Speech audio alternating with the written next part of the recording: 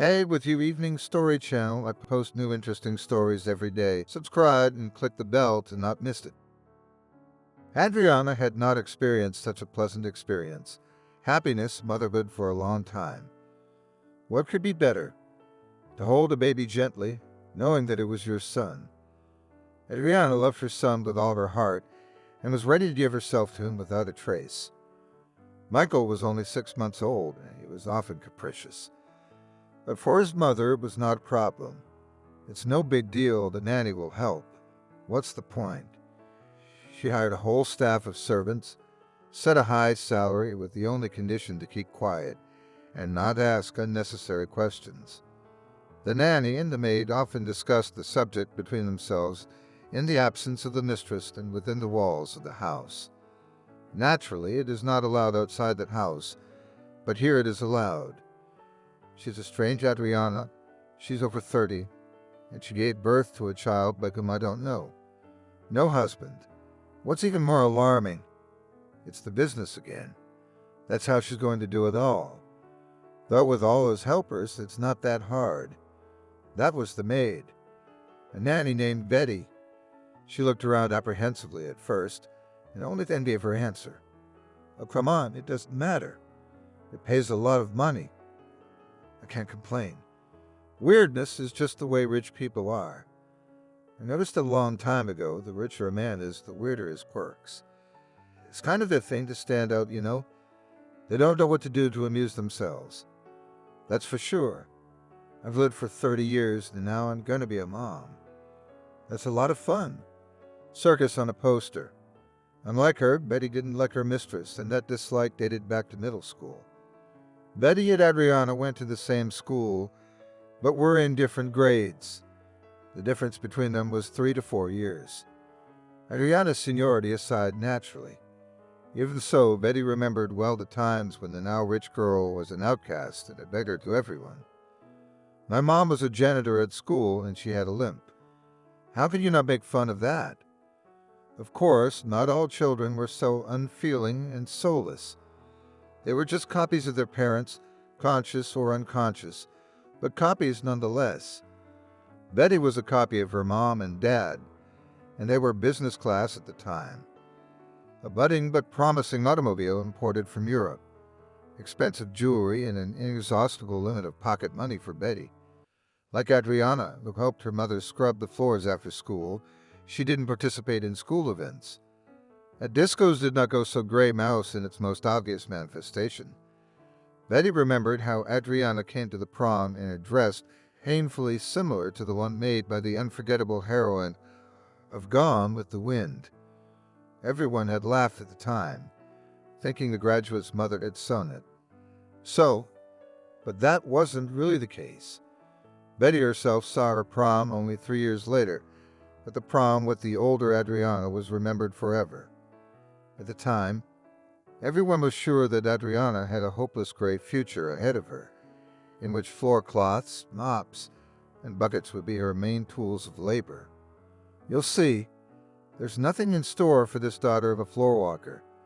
It's either a cleaner or a waitress in a roadside diner. That's what Betty said to the snickering laughter of her classmates. But her enemies had miscalculated. Just as Betty had miscalculated, time passed, her parents went bankrupt, and her father sought solace at the bottom of a bottle. Her mother wouldn't stand for it. Pretty quickly divorced and jumped out for a second marriage. The marriage didn't work out. It was followed by a third, a fourth. But without weddings and pomp, Betty took the shocks that shook her family extremely hard, unfortunately. Accustomed from childhood to luxury and affluence, she was never able to readjust, remaining a selfish and envious person. The sight of other people's happiness made her depressed, especially when it came to unassuming commoners like Adriana. That's how she got everything she's got. If she was at least pretty, that's fine. But there's nothing to see. It was a collective farm, and it would remain a collective farm. That's what Betty thought, trying to keep her emotions to herself. Adriana didn't recognize her. First of all, Betty was younger than her, and secondly, over the years, the current nanny had managed to accumulate a few extra pounds, which were a sore subject for her. But Adriana didn't notice all that. Little Michael attracted all the attention of a single mother and literally became for her the center of the universe. As soon as there was a free moment, she immediately took the stroller and went for a walk in the park. The baby could not sit yet, but even lying in the stroller, he rejoiced in the rays of sunshine and sunny greenery surrounding him on all sides. At such moments, the boy always smiled, which caused Adriana a storm of pleasant emotions. And now, taking advantage of a free window in the schedule, the businesswoman went to the park. The weather was perfect. It was impossible to neglect such an occasion. Adriana was accustomed to rely only on herself in everything, and knew how to plan her day to the smallest detail. As Michael likes it, look how nice the weather is. How can you stay at home on a day like this? And I asked her nanny to organize more frequent walks, as an adult mom talked to an adult. The boy listened to her fascinated and attentively, as if he understood every word. There were always a lot of people in the park, and today was no exception. Children, adults, the elderly. Everyone wanted to enjoy the warmth of the rapidly passing summer. Wishing to be alone with Michael, Adriana turned into an alley where there were almost no people. But when she took only a couple of dozen steps, she was almost nose to nose with a woman of about 50 years old, dressed in characteristic colors and clothes. No gypsy, she wasn't. And Adriana realized that at once. She was probably just an impersonator. To fit the image of a fortune teller, she would probably ask for money now. Adriana thought. Everything turned out exactly as she had expected. Let me tell you a fortune. I give you my word you won't regret it. I'll tell you the whole truth. Come on, why should I guess? I built my life myself and continue to build it. Adriana waved away. The fortune teller hesitated for a while. Then she looked at the boy and said, "What a wonderful baby. Can I see his hand?" Adriana had no sooner opened her mouth than the woman gave her a nasty look. The woman leaned over the boy. "Wow, Michael is your name. I see you've got a big future ahead of you, but there's a lot of obstacles in front of it, and there's danger in store for you. Your mom's hiding a secret. She's lying to everyone. I don't see it well. It's bad news, and it's bad luck. I have a lot of trouble in the business of cars," the fortune teller said in a rapid voice. Adriana froze in amazement. "How do you know about trade? And what secret are you referring to?" The fortune teller grinned meaningfully, making it clear that she knew much more than she was saying. After a pause, she said, "I know the secret of the little darling. I see everything without a secret. You're going to have to choose between him and your life's work. And don't pretend you don't know what I'm talking about." Adriana grabbed the handle of the stroller out of surprise. Her fingers turned white. Throughout her conversation with the fortune teller, Adriana never ceased to marvel at her knowledge. Had she really seen all this on his? Without saying a word to this strange woman, Adriana hurriedly turned the stroller around and went in a completely different direction. The business lady's heart sank when the fortune teller laughed a low, chesty laugh in her wake. Go, but you can't hide from yourself. This deal will ruin you, oh, how it will ruin you. Be afraid of her, then you'll save your son. The fortune teller's voice sounded in Adriana's head with the effect of a sledgehammer running on an anvil. Tears came to her eyes and only lying in the stroller. Michael was still smiling at his mom, happy to be out in the fresh air. Such a painful reaction of Adriana was due to several reasons. The first and most important of them was her childlessness. Yes, it was infertility that put an end to Adriana's ability to become a mother.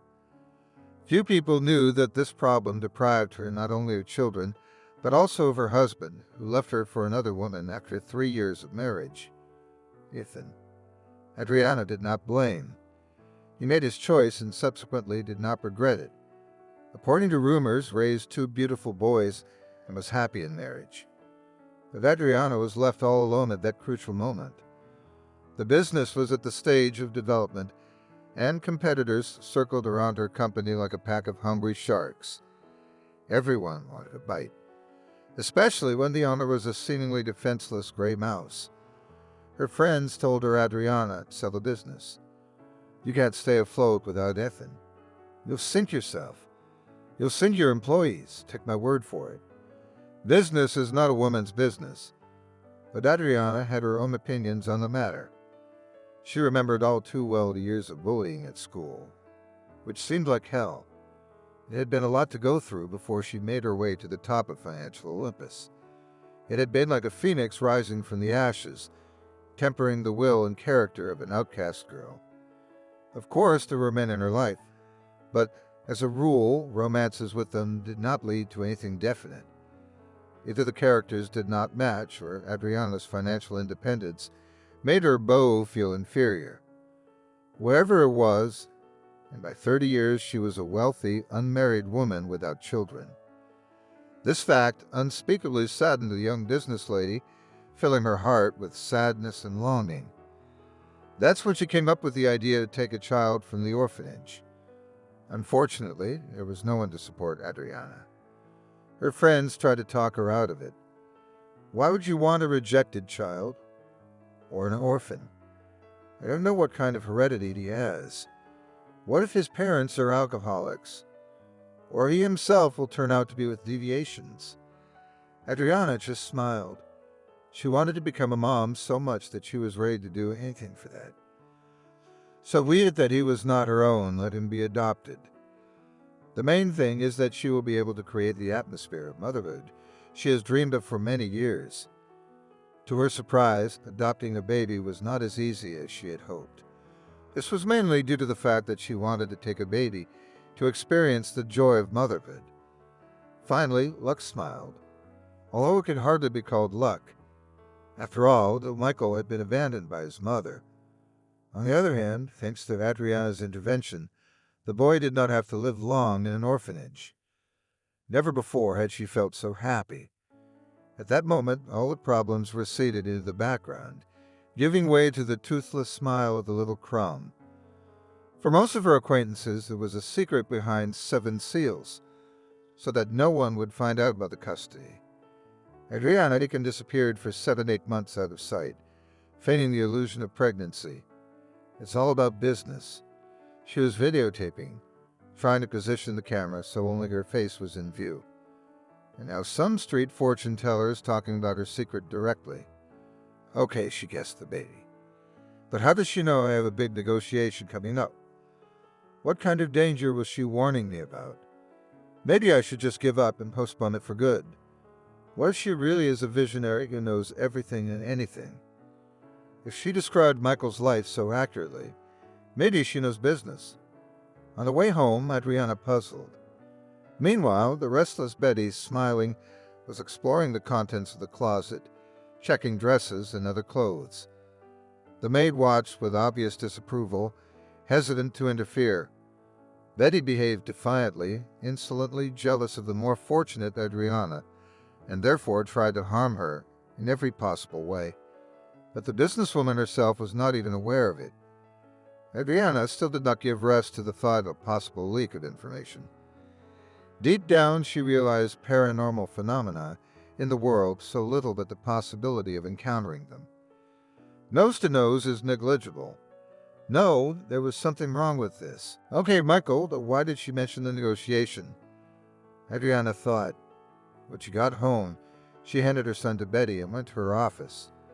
The longer Adriana pored over the documents, the more she believed that the negotiations should have gone according to plan. So why was the fortune teller persistently trying to talk her out of it? Out of the goodness of her heart, Adriana didn't believe in such kindness. Something was obviously wrong. But what was it? The business lady didn't know. In order to find out, Adriana decided to involve the head of security of her company, William. In the past, he had served in the security forces, and after retirement, he couldn't stay at home and went into private activity. After listening to his boss, William promised to look into the matter personally. The importance of the issue was explained by the fact that it was necessary to find out the truth in a short period of time, as there were only a few days left before the negotiations. And while the unspoken investigation was underway, Adriana decided to devote herself to her son. Together, they walked around the yard, slept at lunchtime, and in evenings, sat by the brightly burning fireplace and looked at the fire. Michael watched with interest as the flames lit the wood, turning it into coals. At the same time, Betty looked at the landlady and her son with hatred. 2 days later, William came to Adriana in person and announced that the investigation was over. And that's when the most interesting thing came out. To say that Adriana was shocked was to say nothing, as the head of security found out that the fortune teller on the street was an impersonator. So who was it that inspired her to come to me? Adriana exclaimed in surprise. William chewed his lips for a while, then said, "Your competitors did it. Adriana and Danae helped them." "Betty to me, that's right, Betty. And it was she who gave your enemies the information that Michael was adopted. The rivals went to her themselves, offered to spy on you. Betty agreed." Adriana's face turned as pale as chalk. At that moment, the businesswoman's entire past flashed before her eyes. Adriana also remembered where she had seen Betty's face before. Years ago at school, of course, but was that really a good reason to work for the competition after betraying her?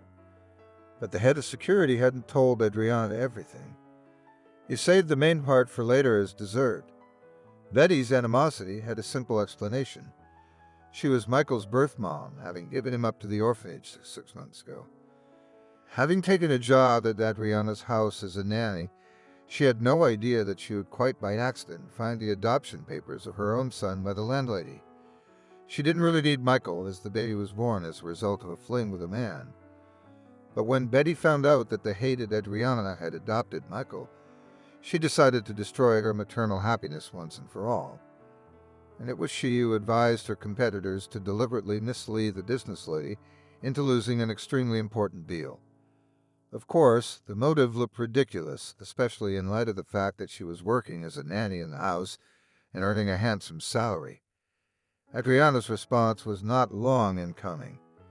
That same day, Betty was fired. Despite all the pleading and begging, Adriana knew she didn't want her son at all. The reason for the nanny's actions lay in jealousy, black and mean. And 3 days later, the very negotiations that gave Adriana the opportunity to significantly expand her financial horizons took place. The business lady attended them with her son sleeping peacefully in a cradle. The other side of the negotiations was represented by the lamb. They communicated earlier only by phone, but today they met in person. After a successful deal for both parties, Liam invited Adriana and the baby to celebrate the contract in a cozy cafe. That's how their relationship began. Having seen in each other the other half, they not only significantly strengthened their positions in business, but also became a happy couple in the wake of which passers-by turned around. Rumor has it that the couple intends to resort to the procedure of surrogacy, wishing to give little Michael a sister or brother. The baby is happy about it, even though he doesn't understand anything right now. But when the house at Adriana's is once again filled with children's laughter, and Michael, as an older boyish boy, realizes that such loving parents are very few,